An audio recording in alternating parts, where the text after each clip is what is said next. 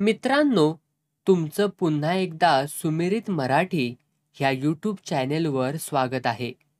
आजची कथा सुरू करण्यापूर्वी जर कोणी ह्या चॅनेलवर पहिल्यांदाच आले असाल आणि अजूनही सबस्क्राईब केले नसेल तर नक्की सबस्क्राईब करा. धन्यवाद.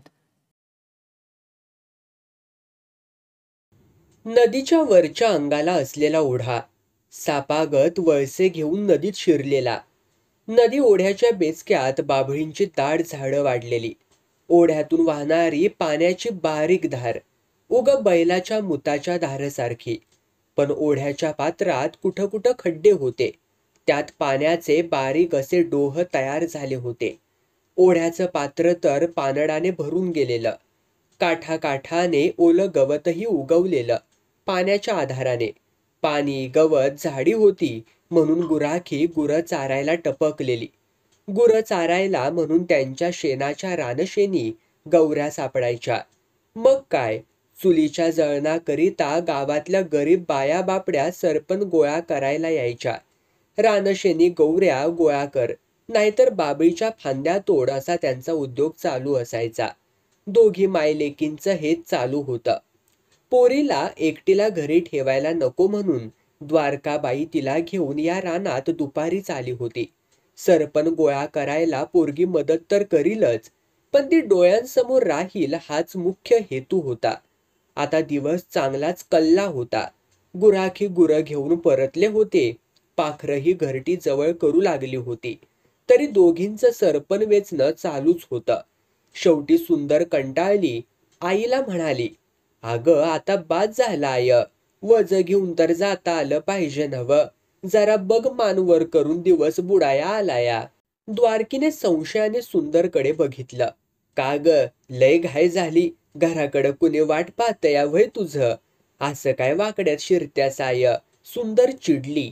आपण दोघी बी हितं असल्यावर कोण हाय घरी वाट बघायला? अंधार पडायला लागलाय म्हणून म्या म्हणलं. बस, बरं चला टिप, बांध मोळ्या, आईने लेकीला सांगितलं.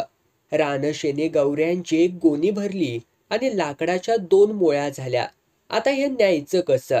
अगं, गौऱ्यांचं बाचकं लाकडाच्या मुळीवर ठेवून बांध चांगलं. सुंदरने आईच्या सांगण्यानुसार केलं.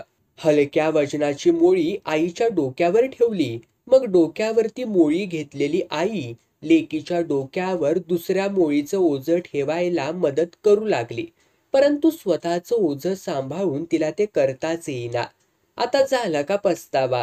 सुंदर कुरकुरली. तरी मी म्हणत होते अंगापेक्षा भोंगा जास्त नको म्हणून. हे भवाने, मला अक्कल शिकवत्यास वय ग? मला जायला नाही गोळा केलं एवढं सरपण. घरात नसल तर काय घालायचं ग चुलखंडात? तुझ्या का माझ्या तंगड्या? आई अलीकडं असंच वैतागल्यागत बोलत असते याची जाणीव सुंदरला झाली. सुंदरने मनाला विचारलं, आईला आपला संशय तर आला नाही ना? यादवरावाच्या मिठीत असताना त्या दिवशी कसं खोदून खोदून विचारत होती आई. काय करीत होतीस ग कार्टे दार बंद करून शान? धुणं धुवून परतल्यावरती बंद दाराची बाहेरून कडी वाजताच आपल्या छातीशी खेळणारा यादवराव पटकन दूर झाला आणि चिडलेल्या आवाजात म्हणाला, चायला तुझ्या आई टपकली वाटतं.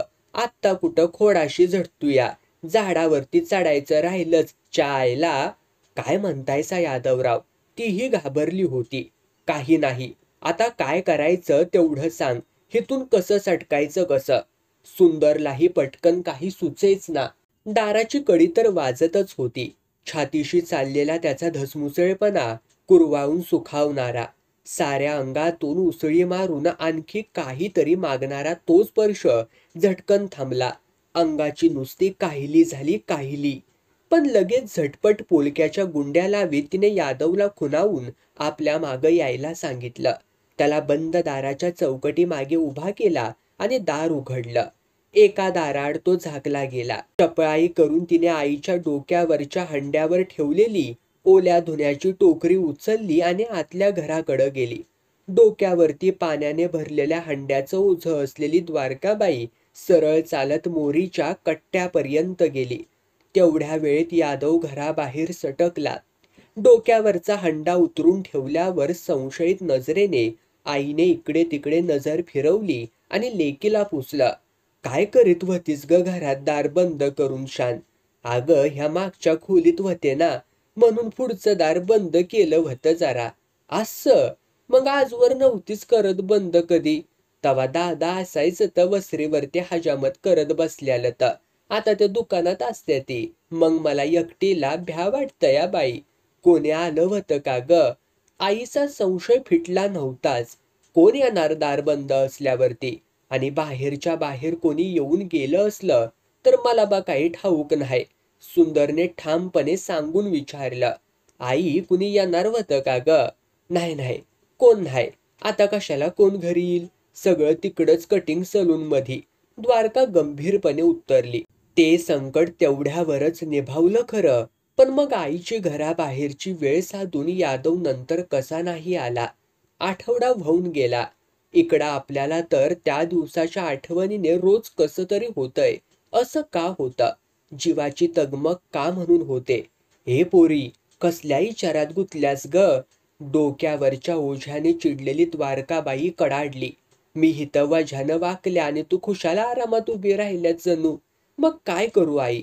मला एकटीला उचलना झालं या. तुला बी उचलून देता येईना झालं या. मग बघ ना कुणी दिसतंय का हात लावायला? कोण असणार ग ह्या आडरानात? गुराकी बी काव्हाच परतलं तर गुरं घेऊन. जरा वाटवरती जाऊन बघ जरा, दिसल एखादा वाटसरू. सुंदर रस्त्याकडे जायला निघाली. तोच आईने लेकीला थांबवली. थांब इथंच तू, मीच बघते जाऊन शान. द्वारकाबाईने मोळी जमिनीवरती टाकली आणि स्वतः चालू लागली. रस्त्याने सायकलवरती कोणीतरी गावाच्या दिशेने जात असलेलं तिच्या नजरेने टिपलं. लांबूनच हात उंचावून तिनं हाक मारली. ए सायकलवाल्या भाऊ! जागीच सायकल थांबली. रस्त्याजवळ येताच सायकल स्वाराची ओळख पटली. जगनबुवांचा इट्टल आहे व्हय? हा, काय ग द्वारका मामी, कशाला हाका मारल्यास ग? एवढा अंधार करून कोण चाललं म्हणलं? रोजचीच येळ हाय माझी, तरच गावाहून परतायची ग. जरा हात लावतो कार मुळी डोक्यावरती ठेवायला. कान हाय, चला की. विठ्ठलने सायकल रस्त्याच्या कडेला उभी केली. द्वारकाबाई पाठोपाठ तो चालू लागला. येणाऱ्या दोघांकडे सुंदर बघत होती. कोण असेल बरं तो? आपला पाठलाग करीत आला का? पण यादव तर खूप थोराड आहे, हा कसा दिसत नाही? दोघं जसजसे जवळ येऊ लागले तशी तिची खात्री झाली की हा यादव नाही. सुंदरे, बरं झालं बाय, हा विठ्ठल भेटला त्यो. विठ्ठल? हा, जगनबुवांचा विठ्ठल. त्या मावळतीच्या अंधुक उजेडातही तिने विठ्ठलचं रूप डोळ्यात पटकन साठवलं. नकळत यादवशी त्याची तुलना होऊ लागली. अगं बघत्यास काय, आटिपकी बिगीन. थांबा मामी, मी आधी तुमच्या डोसक्यावरती मोळी ठेवतो, मग सुंदरची ठेवतो. तो मोळी उचलायला पुढे झाला. द्वारकाबाईने डोक्यावरती चुंबळ व्यवस्थित ठेवली आणि गुडघ्यावरती बसली. विठ्ठलने तिच्या डोक्यावर मोळी ठेवली आणि त्याच्या खांद्यावर हात टेकून ती उठली, उभी राहिली. हा सुंदर, आता तुझी मोळी. त्याने मोळीकडे पाहिलं आणि हसून म्हणाला.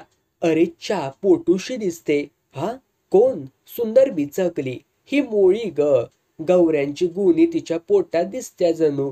सुंदरने हसून प्रतिसाद दिला. तोच त्याचं लक्ष तिच्या उघड्या पोटऱ्यांकडे गेलं.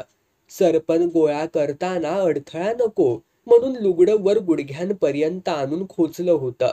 डोक्यावरती मोळी घेण्यासाठी सुंदर गुडघ्यांवरती बसली तशा पोटऱ्या ताठरल्या. द्वारकाबाई तर हळूहळू चालत रस्त्याकडे निघाली देखील होती. हळूहळू उभी राहा सुंदर, तिच्या डोक्यावरती मोळीचं ओझं ठेवीत विठ्ठलने सूचना केली. याच्या जागी यादव असता तर? सुंदरच्या मनात झटकन विचार येऊन गेला. त्याने मदत करण्याच्या निमित्तानं आपल्या अंगाला भलत्या जागी हात घातला असता. काय शेणा मेनाची हाय का मी पडायला? उजळत्या मुखाने तिने म्हटलं. छे ग, शेणा मेनाच्या बाहुलीचं इतकं सुंदर रूप असतंय का ग? विठ्ठलने तिच्या रूपाचा उल्लेख करताच ती सुखावली. मग मी पडायची भीती का म्हणून वाटली? अगं आधीच लाकडाची मुळी, तिच्यावरती गौऱ्यांची गुणी, एवढ्या जड वजात आणखी एका वजाची भर. आणखी कसलं बाई वज? तोल सांभाळीत ती उभी राहू लागली. सांगू का? हा सांग की. तरुणपणाचं. हलक्या आवाजात ओझ्याचा उल्लेख करून तो हसला आणि तोंड फिरवून चालू लागला. तिची प्रतिक्रिया न आजमावता, न जाणू तिला आवडणारही नाही या शंकेने त्याने तोंड फिरवलं. द्वारकाबाई बरीच लांब गेल्याचं त्याला दिसलं. "अहो मामी, आम्हाला येऊ तरी द्या की हो," असं म्हणत त्याने झपाट्याने पावलं उचलली. द्वारकाबाई जवळ आला. त्याच्या चाहुलीने तिने मागे वळून बघितलं. सुंदर बरीच मागे राहिल्याचं बघून ती ओरडली, "हे पोरी सुंदरे, पाय उचल की ग जरा न्याट लावून." "आई ग!" किंचाळून सुंदरने एक पाय वर उचलून तोल सांभाळायचा प्रयत्न केला. अर्थात ते काही तिला जमलं नाही आणि डोक्यावरची मुळी खाली पडली. "काय झालं ग? आईच्या नावानं बॉम्ब ठोकायला?" द्वारकाबाई चिडली. काटा भरलाय पायात बाबळीचा." तिनं मटकन बसून घेतलं. मेलीचं ध्यान असतया तरी कुठं काय बी कळत नाही. पायात वाहना असून बी. द्वारकाबाई फिसकारली. "अहो मामी, बाबळीचं रान हाय. बाबळीची फांदी बिंदी आली असेल पायाखाली तिच्या." "हा, पण आता वज उचलायची कटकट आली नव्ह पुन्हा." "मी जातो उचलून द्यायला, तुम्ही थांबा हितच तवर." तो माघारी वळला. सुंदर पाय धरून बसली होती तिथं आला.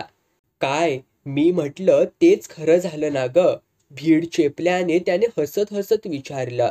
"ही मेली बाबळीची फांदी आली वाटेत." तिने रडवेलं तोंड केलं. विठ्ठल गुडघ्यावरती बसला. म्हणाला, "बराच खोलवर शिरलेला दिसतोय काटा." "हां, काय चुकलं सुंदर या काट्याचं?" "असा सुंदर पाय बघून त्याला मोह झाला असणार बघ." "काय?" "पायात काटा घुसलाच होता." या बोलण्याने हृदयातही घुसल्यागत वाटलं तिला.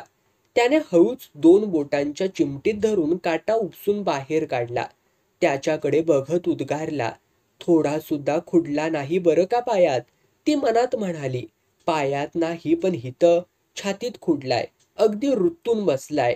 "आई ग!" रगात आले व काटा भरल्या जागी. ती विव्हळली. त्याने झटकन खिशातून रुमाल काढला आणि जखमेभोवती बांधायला सांगितलं तिला. सुंदरला वाटलं, विठ्ठल स्वतःच रुमाल बांधील आपल्या पायाला. त्या निमित्ताने पायाला पोटरीला हात लावील. मघाशी कसा न्याहाळीत होता आपल्या पोटऱ्या, पण त्याने तसं काही एक केलं नाही. स्वतःच्या हातांनी रुमाल बांधताना तिने मनाशी म्हटलं, "हितं यादव असता तर." तो पुन्हा तिच्या डोक्यावरती ओझं ठेवू लागला, पण लगेच थांबून म्हणाला, "आधी छातीवरचा पदर नीट सावरून घे सुंदर. मुळी धरायला दोन्ही हात अडकून पडतील मग." तिने झटकन पदर सावरून घेतला. छाती झाकली पण उरात कळ निघाली. मावळतीच्या पायातही सूर्याचा काटा घुसला होता आणि रक्ताची लाली सगळीकडे चहूओर पसरली होती. अगदी देवासारखा येळेवर धावून आलाच विठ्ठल तो. रस्त्याला लागल्यावर द्वारकाबाईने म्हटलं, "अव मामी, उशिरा निघालो मी म्हणून तुमच्या येळेवरती आलो म्हणा."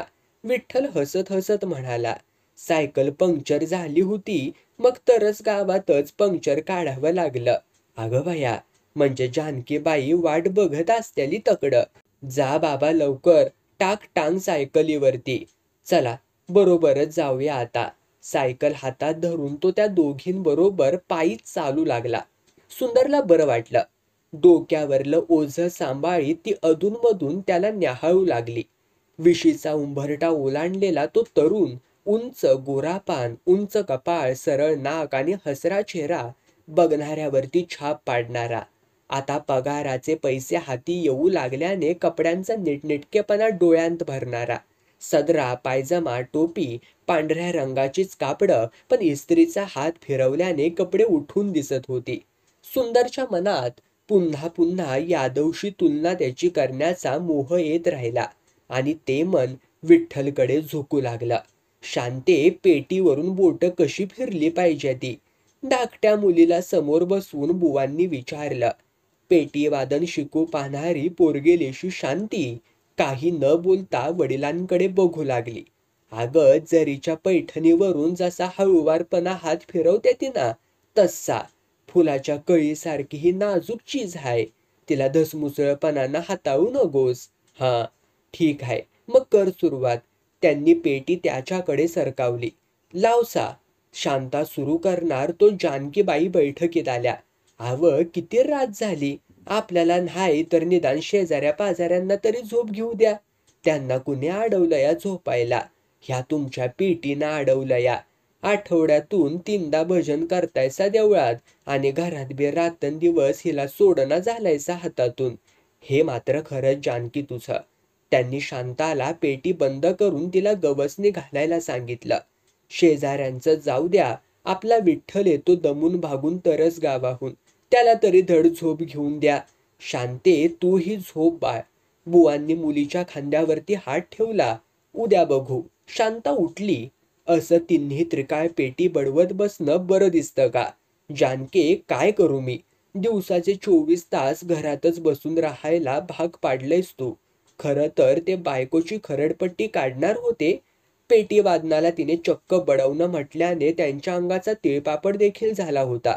तरीही त्यांनी त्यांच्या जिभेवरती नियंत्रण ठेवलं.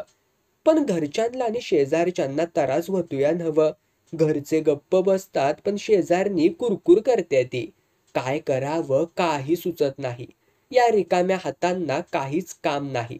पेटीतून सूर काढण्यासाठी ही बोटं आसुसलेली असतात. बुवा व्याकुळ स्वरात म्हणाले, दुसरी मस कामं पडल्यात या की, त्यांना हात घाला जरा. कोणती कामं ग जानके? बुवांनी भिवया उंचावल्या. आपल्या विठ्ठलला सोयरीक बघायचं कसं हो सुचत नाही तुम्हाला? बुवा हसले, म्हणाले, तुला काय ग वाटलं? माझ्या ध्यानात नाही व हे काम. पण तुलाच काकत कळसाने गावाला वळसा घालायची सवय दिसत्या जणू. म्हणजे अगं विठ्ठलकरिता मुलगी बघायची जरुरीच नाही कुठं. म्हणजे तुम्ही बघून ठेवल्या वाटतं. आणि घरात कुणाला पत्ता बी नाही व ह्याचा. जानकीबाई नाराज झाल्या. कमाल करत्यास ग जानकी तू.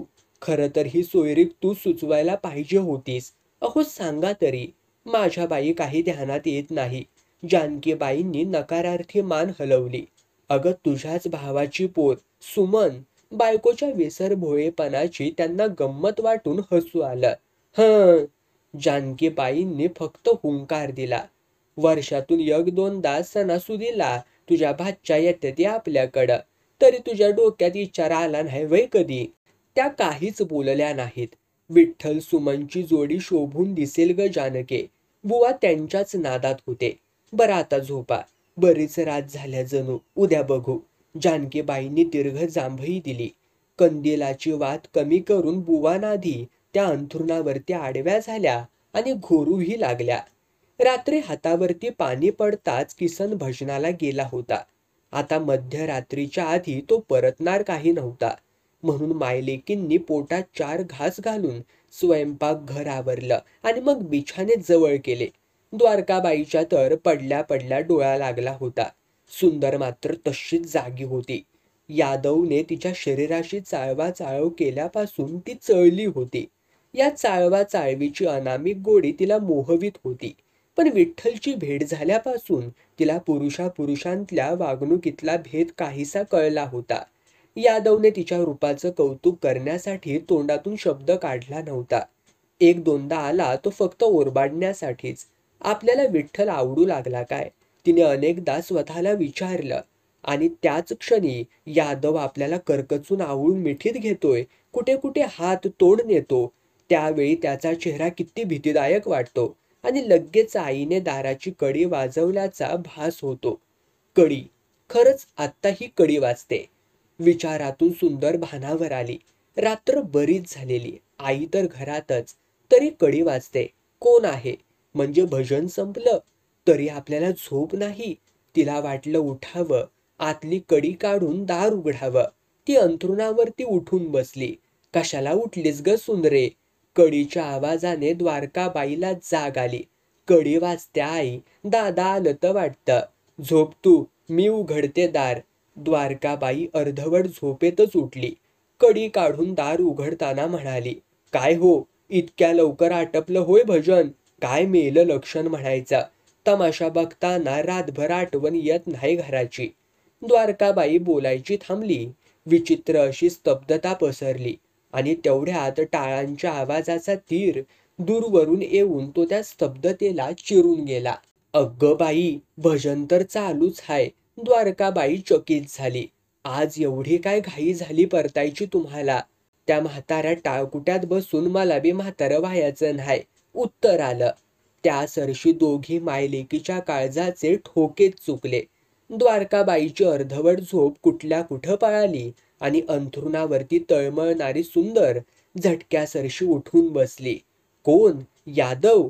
ह्या भलत्या टायमाला? द्वारकाबाईच्या तोंडून कसेबसे शब्द निघाले.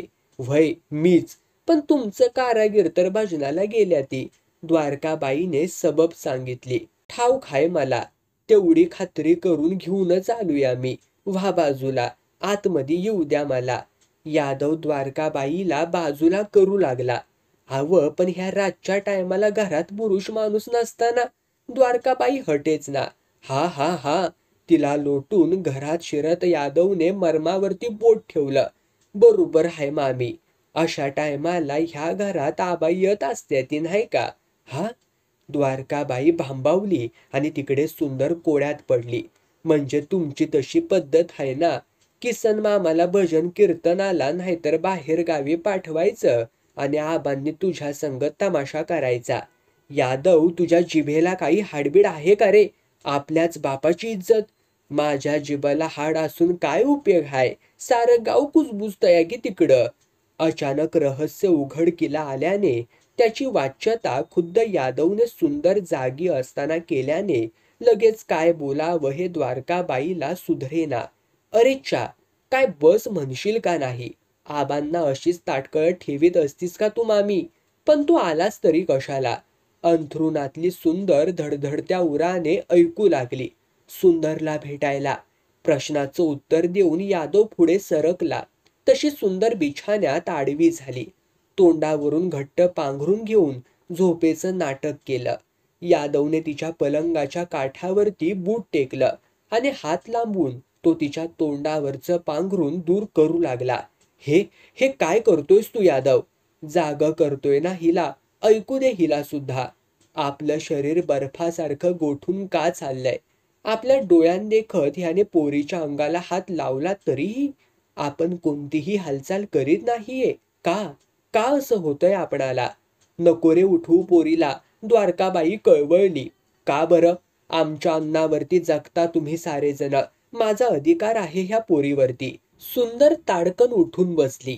यादवकडे बघत झटकन उठून आईकडे गेली. तिच्या गळ्यात पडली.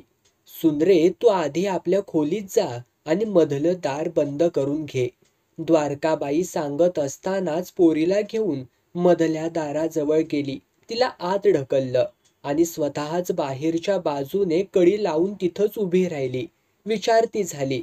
हा बोल आता यादव, काय म्हणणं आहे तुझं? हिचं लग्न करायच्या खटपटीत आहेत ना हो तुम्ही?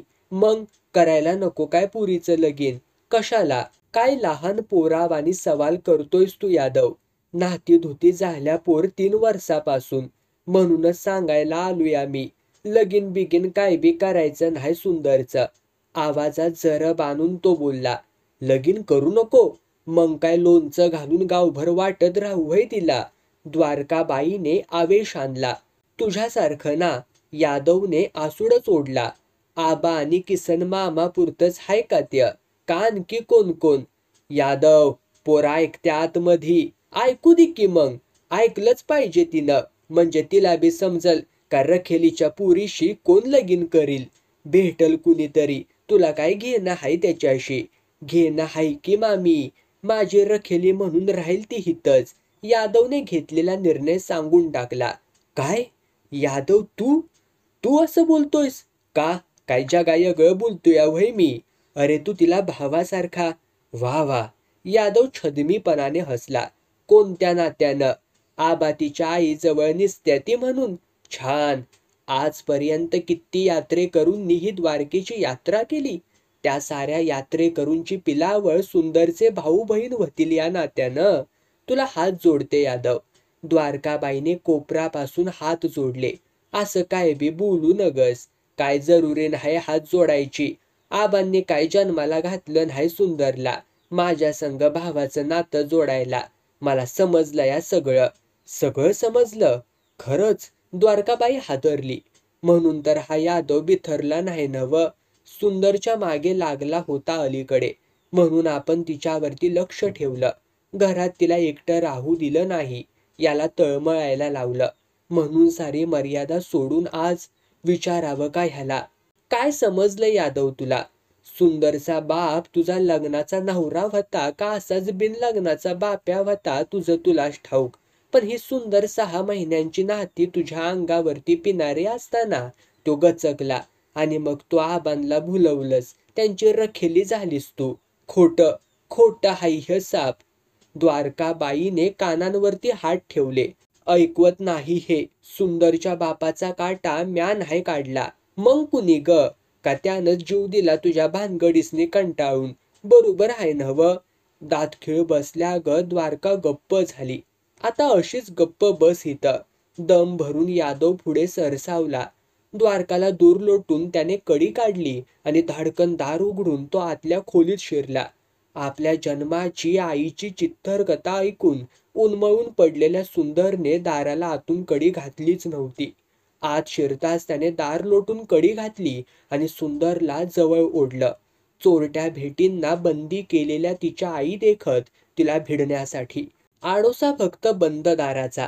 बेभान झालेल्या यादवने त्या कवळ्या पोरीच्या गाला ओठांचे चावे घेतले, छातीशी आवळलं आणि तिच्या लुगड्याच्या कासोट्याला हात घातला.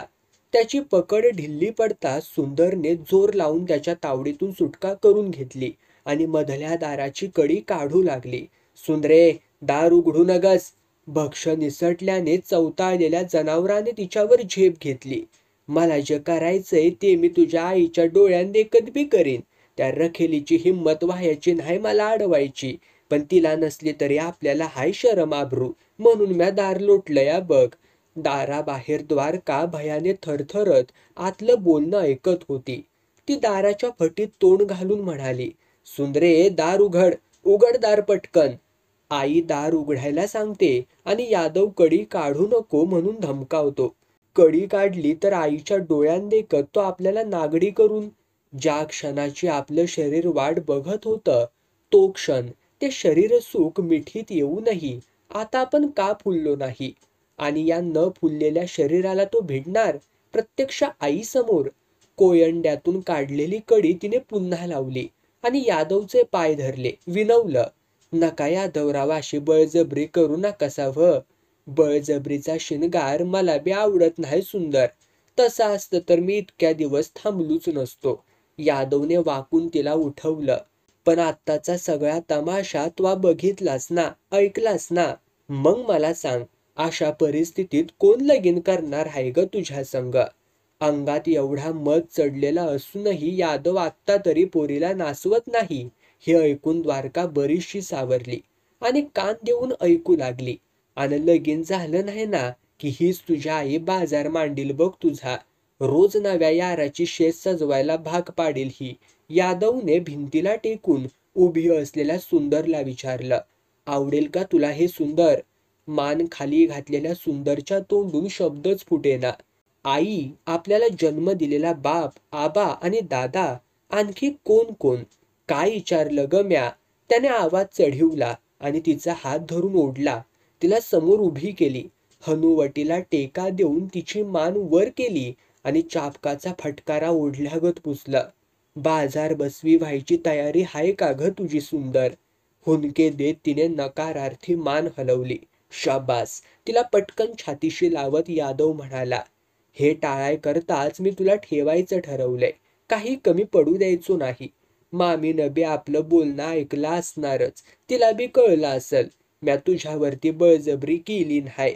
मात्र उद्या रात्री मी येणार. तुझी आई किसन मामा घरात असलं तर तरी बी येणार. तुझी पहिली रात साजरी करायला, तुझा पहिला भोग घ्यायला. तिला मिठीतून दूर करीत यादवने स्वतःच दार उघडलं आणि द्वारकाकडे जळजळीत नजरेने बघत बाहेरच्या दाराकडे वळला. कडी काढून दार उघडताच त्याने समोर बघितलं. बाहेरच्या अंधारात किसन उभा होता. ए भाडखाव, हो बाजूला. त्याला ढकलीत शिवी घालीत यादव पायऱ्या उतरला.